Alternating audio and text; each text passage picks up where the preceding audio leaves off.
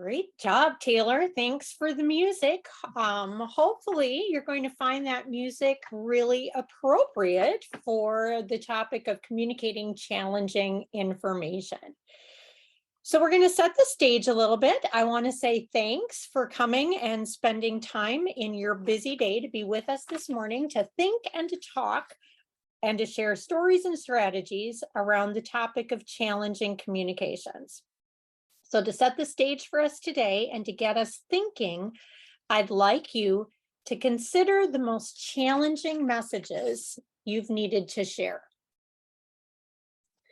Think about the most challenging people with whom you've had to communicate, negotiate, or reach a resolution of some kind. I'm guessing if you are a school administrator, you have a plethora of stories that you can draw from with that topic in mind. But I'd like you to identify one story that you're going to share within your breakout group where challenging communication did not go as well as you had hoped. And I'm confident if the conversation didn't go as well as you had hoped, that you have reflected on that and you have some ideas about why you think it didn't go well and what you might do or to try differently in the situation if it were to happen again today.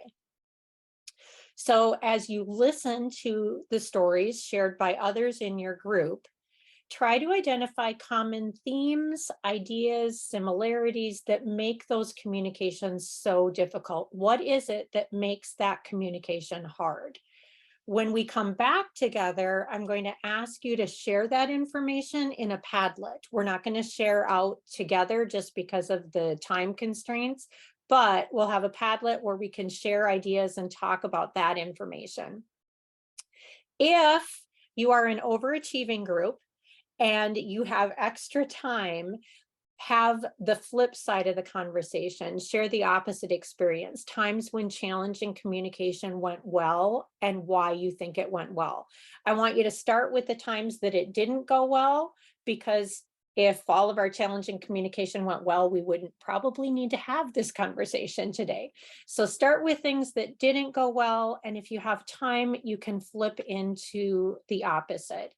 So Taylor just put those questions in the chat so that as we go into our breakout rooms, you'll have those available, and it's 9:05. So we will plan to come back at like 9:25, 9:26, depending upon how quickly we can get into those breakout rooms. You ready, Taylor? I think you'll have to share the Padlet once everybody's back again. I think only you and I will see that because people aren't back yet. Sounds good. All right, welcome back, everyone. I will have to confess that it makes me nervous when we put people in breakout rooms because I'm afraid you're all going to disappear and not come back when the breakout rooms close. Paula, I hearken back to my days in my office when the electronic light timer would turn the lights off because no one had moved enough. So maybe we'll do some calisthenics so that Paula's light doesn't go off anymore. You should see in the chat a link to a Padlet. If you could jump to that Padlet and just share what you identified in your groups or in your conversations. What are common themes, similarities? Why is it that some conversations seem to go so poorly or seem so much more significantly challenging than others?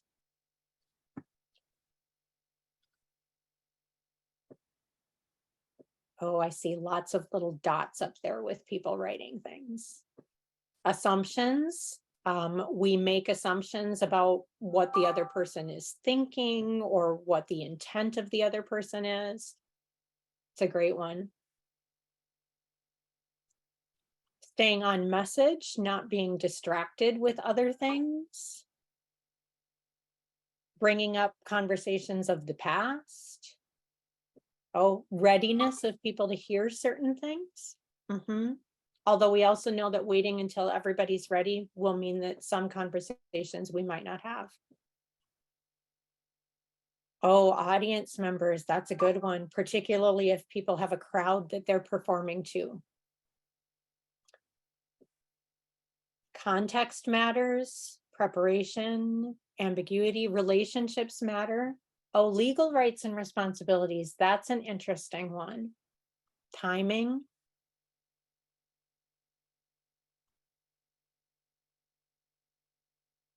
Looks like you guys had some great conversations. Let's do a couple more.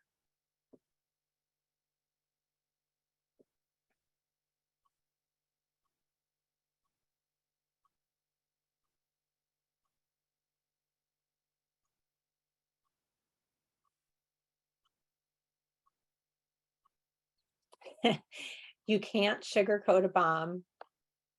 I might have to print that one out. I have some of my favorite MASA quotes up here next to my computer. That's a good one. Sometimes the message that we're conveying is just a really horrible message, and we can't make it any better.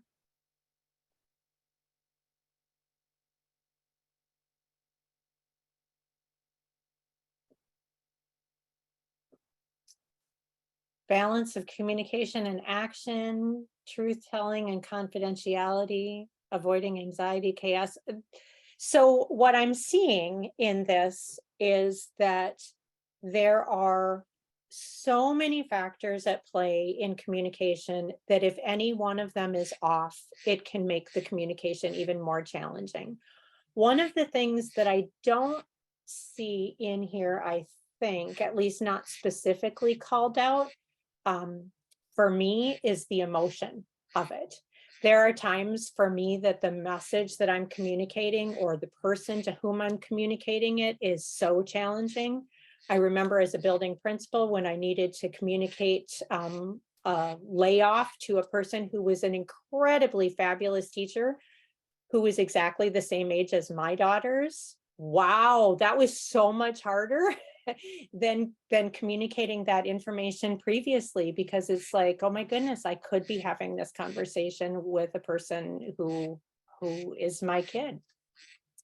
Thanks for sharing. Please continue to add to the Padlet if you'd like to, while we go back to the information that I wanted to share with you today. So Taylor is going to share a link in the chat to the presentation. You'll have the presentation available for you if you'd like to refer back to it.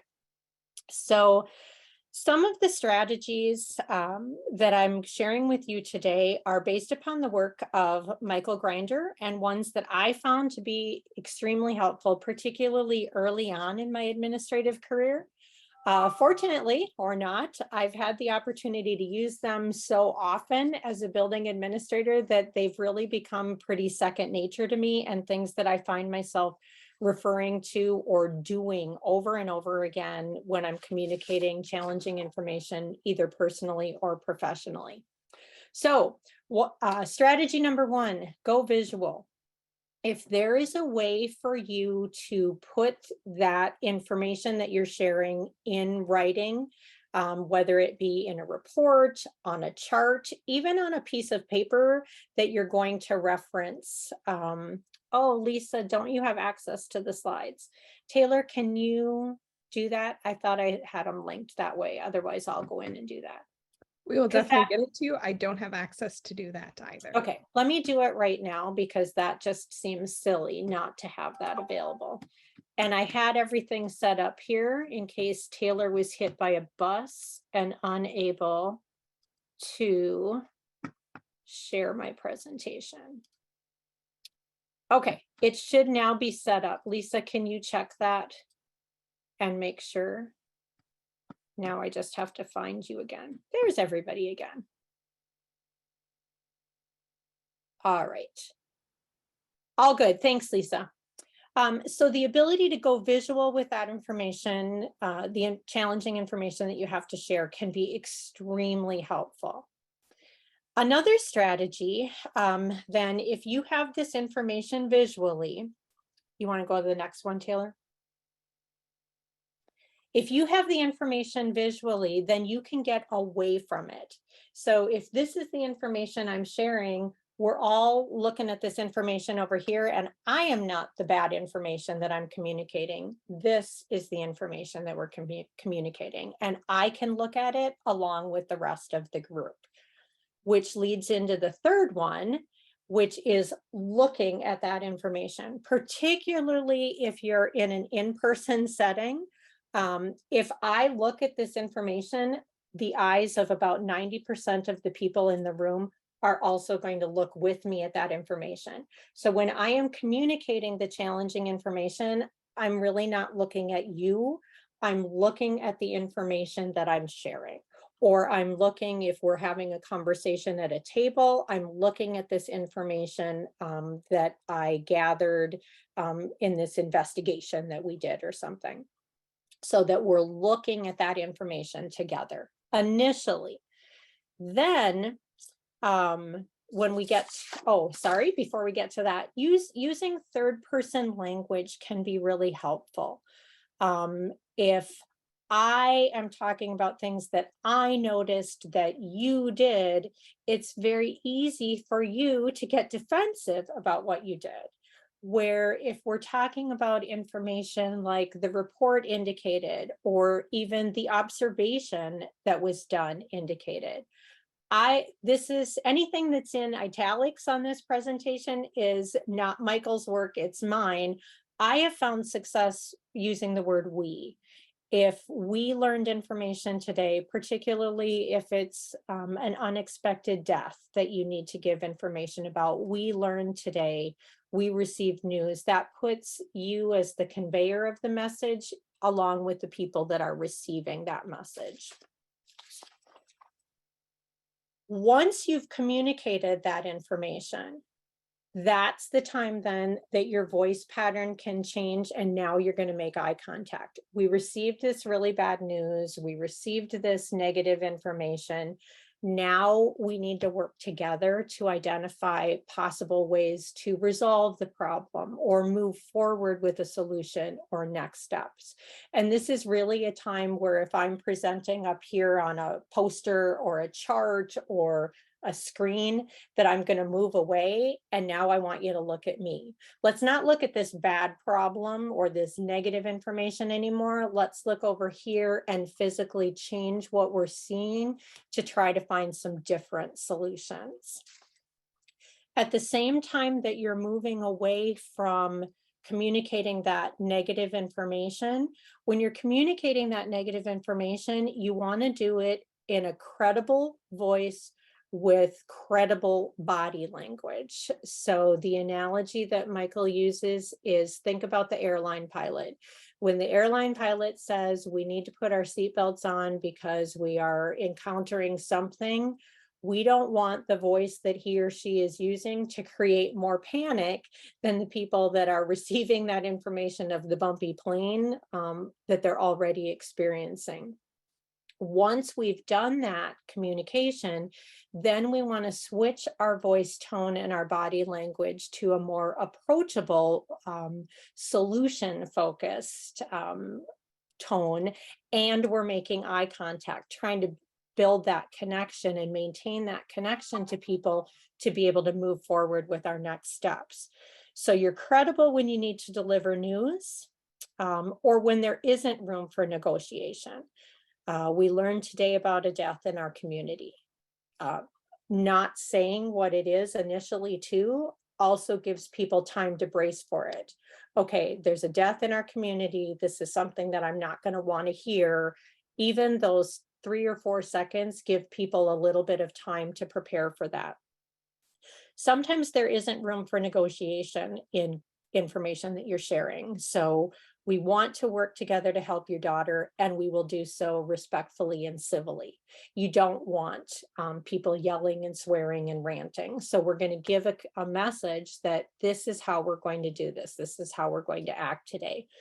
And you need to really make sure that your body language and your voice pattern match. There's a nice video that we'll share a little bit later that I hope you'll find helpful in that. If you think about the physical space, this is a really big one that I know I spent a lot of time thinking about. If you are meeting with an individual, setting things up so that you're sitting at 90 degrees from each other can be super helpful. If I'm sitting across from Paula, I'm going to pick on you again because you're right in the middle of my screen. If I'm sitting across from Paula and it might be a challenging conversation that she doesn't want to have, it puts her in a spot where it's harder to avoid eye contact. It's hard to escape from that. And it just feels like it might be adversarial and I need to be defensive. Where if I'm sitting next to her, like not side by side, but at 90 degrees, and we're looking at, maybe it's an observation that didn't go well. Maybe it's a board member who has differences of opinion than you do, and you're trying to kind of get those down together in a list that allows you to look at something, but you're looking at it together kind of in that side by side relationship. If there's a lot of you at a big table, really think about where people are sitting and set the stage for that. We did that frequently if we expected a meeting to be more contentious. Who's sitting at the head of the table? Who's sitting at the foot of the table? You don't necessarily, if you're the conveyor of the bad information, you don't necessarily want to assume that that's always the best spot for you to sit, but you don't want the angry parent or whoever to be there either. So think about where those folks sit. The last strategy that was used in Michael's research is around using specific descriptions. So providing specific facts and evidence to back up your message. The attendance report shows you were late on 6 occasions last month. That's not Lori picking on you, that's a factual thing. Avoiding generalizations. You're always late. You're never late. And if they use language like that, use questions to probe into that. If the statement is, you never respond to me, Superintendent Madsen, like never, I've never responded to you, you know, call that out, because typically what will happen is they'll say, well, you did, but you've only done it 13 times and you haven't done it the 17 times that I've contacted you. So you want to follow that up if people are getting into that generalization language, because that's not going to be productive to your conversation. Here is also a place where I found that I statements can be more successfully used. I noticed that, or when this happens, I feel, you know, I think we've all probably done the trainings around I statements, but here's a time when they can be a little more successfully used. I also added in that second paragraph at the bottom. I think more recently, we've also realized that we need to ensure that we're seeking truth in our facts. So you were late on 6 occasions last month. If the reason that you were late on those 6 occasions is explainable, or it's because of these 16 things that are going on, that's really helpful information for me to know, because otherwise I think you just don't care and you're not showing up on time. Or I've heard superintendents share information about their disciplinary data, and the fact that their disciplinary data demonstrates that more kids of color are suspended than their white kids. Well, is that because kids of color are committing these horrible things, or what happens if white kids do that? So we really need to make sure that we're getting at the truth in the factual information that we share. Okay, thoughts about that? Anything anybody wants to jump in and share before we look at a couple videos?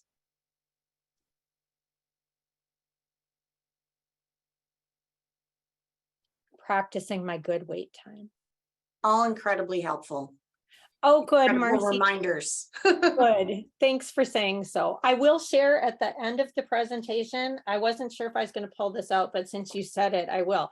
I actually have this information in a little bookmark for you that I put at the end. And here's my tip for you. Don't print it on color paper, because I don't know if you can see this, but the color is actually blue on the top and green on the bottom. That's because it was hanging by my phone for so long that it's changed colors. Okay, because this is a conversation around females in leadership positions, I wanted to pull in a couple videos that Michael had done around gender differences in communications. So as you listen to this first video, it's about 4 minutes long, I think. Think about your experiences about differences in communication styles and what role gender or gender stereotypes can play in those. So Michael will take it away for us. Except we can't hear him, Taylor. Between female. There we go. Taboo subject. What is the difference verbally and non-verbally between female and male styles of communication? Some people are even offended by talking about male and female styles of communication. So please bear with me as I get in trouble talking about controversial issues. By the way, I have 6 biological sisters. They want to know why they're not getting to appear also. I promise I'll share it with them.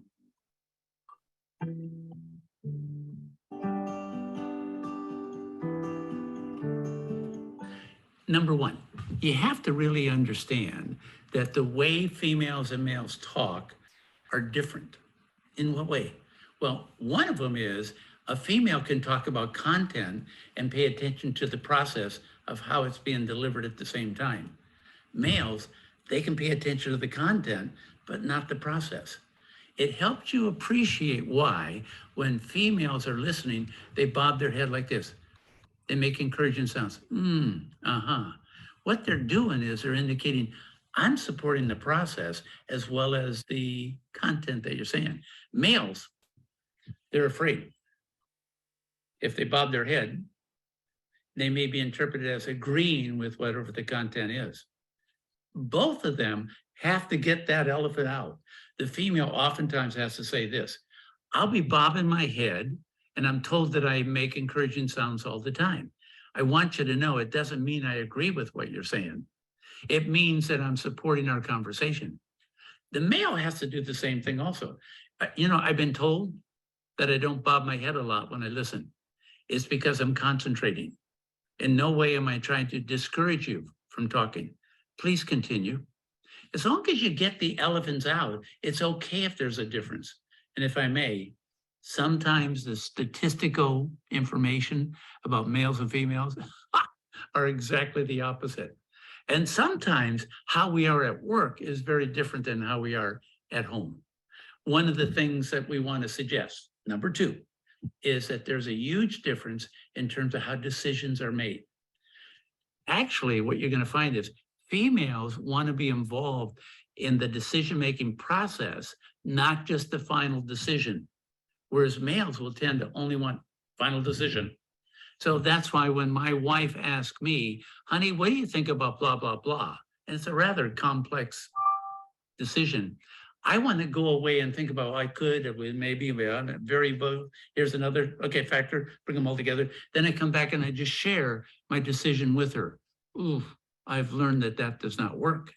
What she wants is for me to share, I feel this way and I feel that way, then she feels closer to me.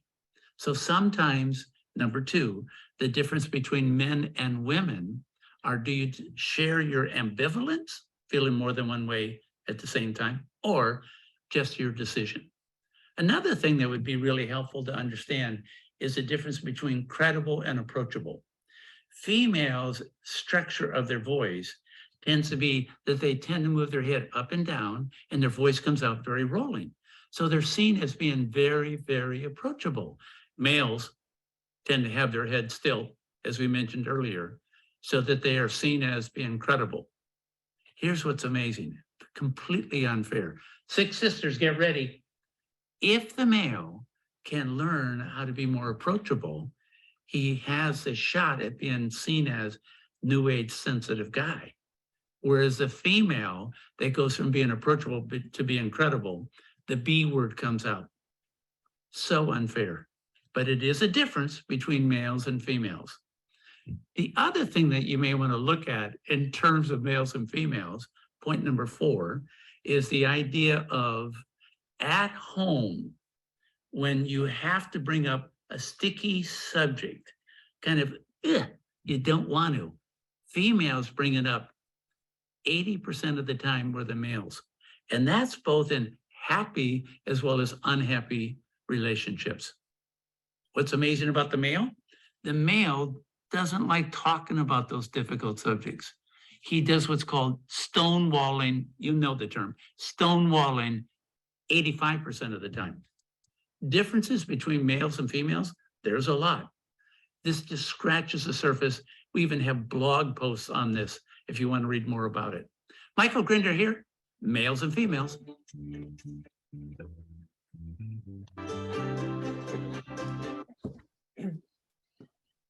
So I shared that I have mixed feelings about it. Particularly, I just think it's really difficult. And like Michael mentioned in the video, it's not a conversation that we have frequently about those gender differences in communication. They don't necessarily apply to everyone, but I do have to say that in my experience, with my husband at home, like, oh my gosh, this is why you never nod your head at anything I say. I mean, he's listening. He's just not giving me any of the things that I want back. And he will frequently do the same thing. Here we have to do this thing. He'll go off and think about it, and then he'll come back and say, this is what we should do. Like, well, how did you get there?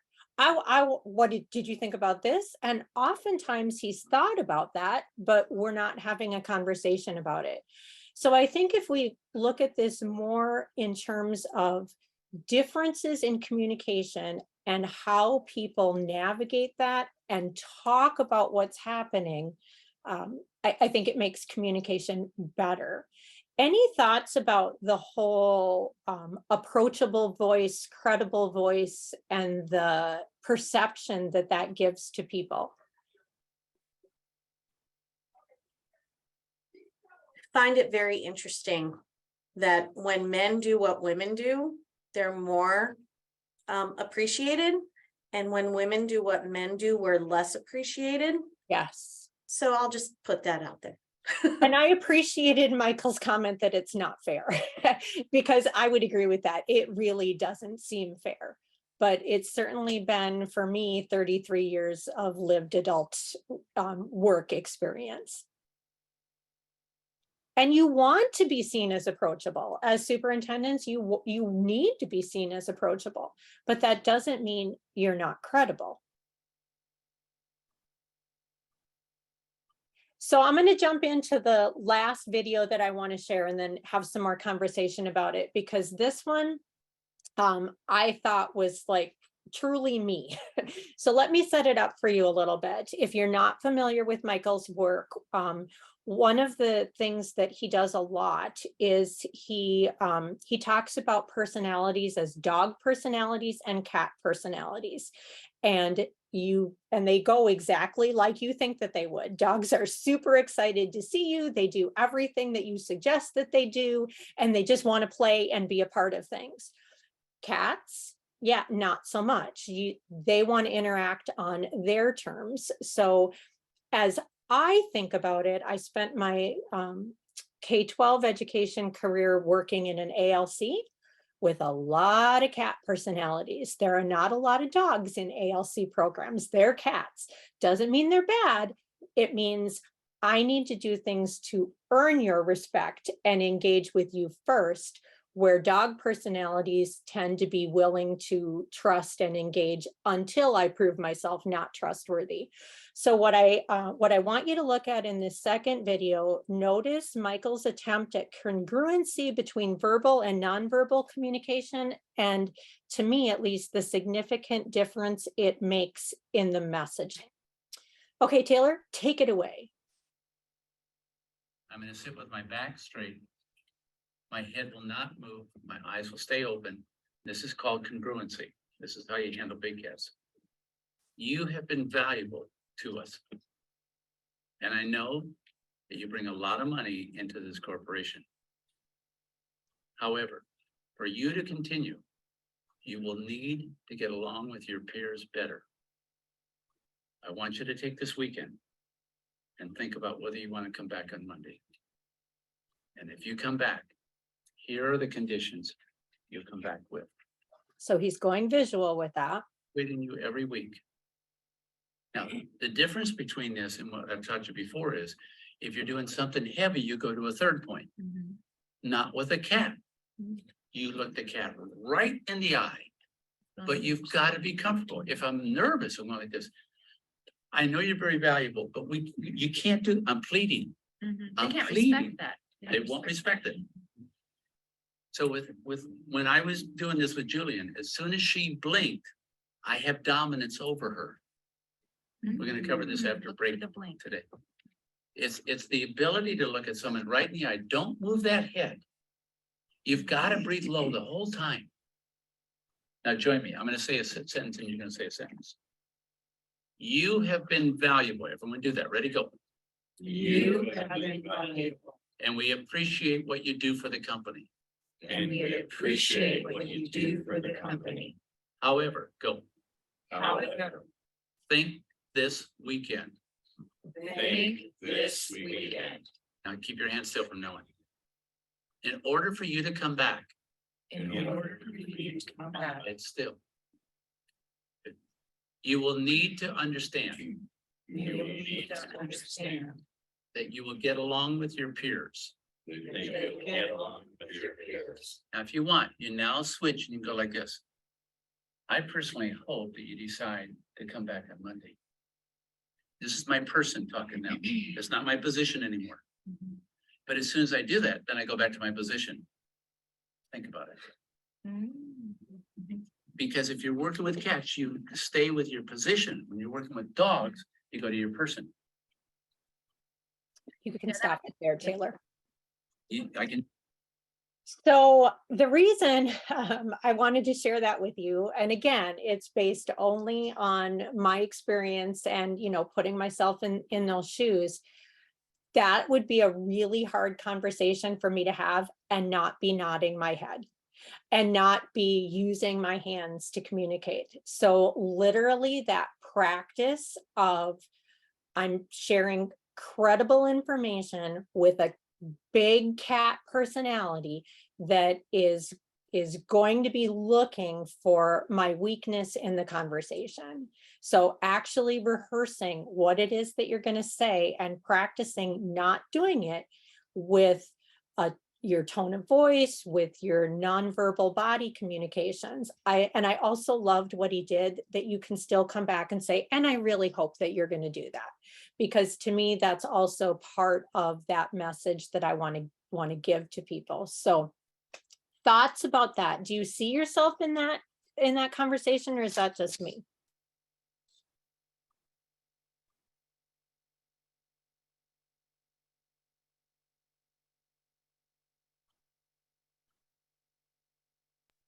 It's not just you. Thank you, Marcy. You're going to be like my front row person from now I'm on. here for you. Yeah, it's hard to do this when you don't have people in the room with you. I did link some other information for you in there, with the caveat that can you go back to that slide, Taylor? That I haven't looked at miscommunication or making difficult conversations easy for educational administrators. That one I found just this weekend, and I thought that might be interesting. So no reliability from the source, because all I did was find it. Go ahead to the next one, Taylor. Here's the bookmark that I mentioned to you. It's a clickable link that you can go in and print if you want to. I did them 3 across on the front and 3 across on the back, so you can hand them out to everybody you know. 2 tips that weren't in this conversation were, when you're on the phone, smile whenever you can. People can actually hear your smile in your voice. So if you're sharing information that's pleasant, sometimes when you're standing in your room, at least for me, like I don't really smile when I'm just having a conversation, where I might if the person was in the room with me. So that's something that can help make conversations go better when you do have difficult news to share. And the other, when you get that volatile email, pick up the phone, walk to the classroom, walk to the building. This is not a conversation that's going to be made better by 16 emails back and forth. And it's really, I don't know, I find it super hard for teachers to do that. Teachers will often like, no, I just want to email them. No, pick up the phone. The parent is not going to be happy when you get this, 8-paragraph email from the teacher and they can't hear anything in your tone when you just send that email. Last slide for you is we're a community, and you guys do this work as often as I do in different ways than I do. I would love to see what recommended resources you have. You can share them in the Padlet. I started out there with a few. I love Brene Brown's work, so of course hers popped in there. And then a lot of the work that I did with Michael 20 years ago, I will acknowledge is based on some old text. So when you look at some of those there, but when I looked at my notes from them, like there's still some really good messages in there. So I'm hoping that you have some more current information to share. Taylor, you want to click on that recommended resources Padlet? And again, we'll leave this live. So if you have ideas, some folks I know shared in the chat, there were some, I have to go back to that. Cultivating emotional resilience in educators that Linda shared. That one sounds really interesting. Street data. I've not heard. Holly was sharing that one. And the Fortune Cookie Chronicles, I will say, Marcy, the Fortune Cookie Chronicles sounds like more of a fun read, which is really what that question was getting at. But, people read heavy text too. It's also educational. Yay! Okay, that's good to know. So if you have resources, books or things that you've used, but also if you have tips, like things that have worked for you, if you did have a chance in your group to get to those conversations that went better than you thought, why? What did you do that we can all add to our bag of tricks? Anything else for the good of the group before we wrap up? We have 3 whole minutes. So if you talk now, you're not keeping anyone longer than you're supposed to.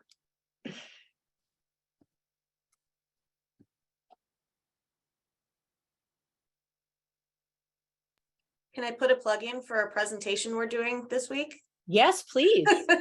So the Society for Women Educational Leaders is going to be presenting at the MSBA Leadership Conference on decreasing the gender gap among winter. Oh my gosh, I'll present better that next week or later.